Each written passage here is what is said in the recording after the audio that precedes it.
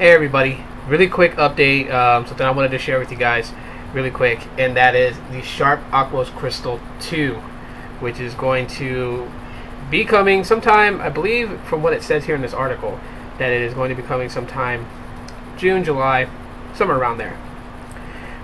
This is very interesting in the fact of them actually coming up with the Aquos Crystal 2, and so I just wanted to share with you guys some of the stuff that you could be expecting from it.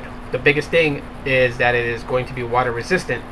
No specifications exactly of the water resistance of it, but I'm thinking probably going to be the standard stuff, you know, 3.28 feet would be like the depth limit, and up to 30 minutes, but who knows, they could shock us there. So anyways, so what this is telling me here is that it's going to have a 5.2 inch display. It's going to run a Snapdragon 400 SoC, which is not very impressive. It's going to be clocked at 1.2 gigahertz quad-core processor, and it's going to have an Adreno 306 GPU, 2 gigs of RAM, and 16 gigs of onboard storage, but no expandable memory. So that's kind of crap. Besides that, it's going to still have the 8 megapixel camera on the back, a 2 megapixel on the front, a 20-30 milliamp hour battery, NFC connectivity. It's going to be compatible on VoLTE or Volt, and Bluetooth 4.0, so all that stuff. But here's where my problem lies with this, okay? And also it's going to run Lollipop.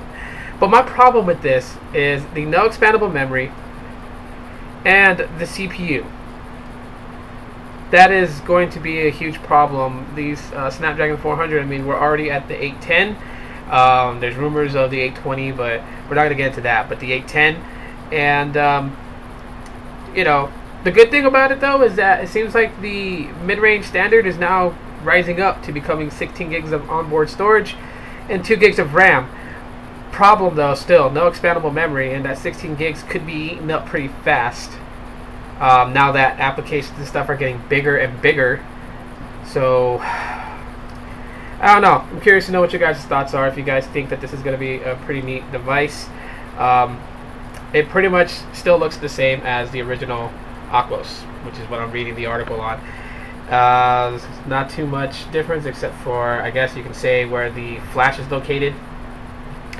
But if in fact this device, you know, when it does come out, one thing that I really pray that they fix with this device is the touch sensitivity on the device, because the screen sometimes does not register finger touches. And it's not just my device, but there's been several people who own this phone has mentioned the same thing. So that's a problem. And the audio, when you take videos, you sound very distorted if you use the rear camera. If you're using the front-facing camera like video blogging, you're just fine. So when you're using that rear camera, for some reason you sound like a robot when you have video playback. So I'm hoping they fix those two things. But no expandable memory is going to be a bummer. So I would love to know your guys' thoughts. So leave that in the comment section of this video. If you like the video, give it a thumbs up.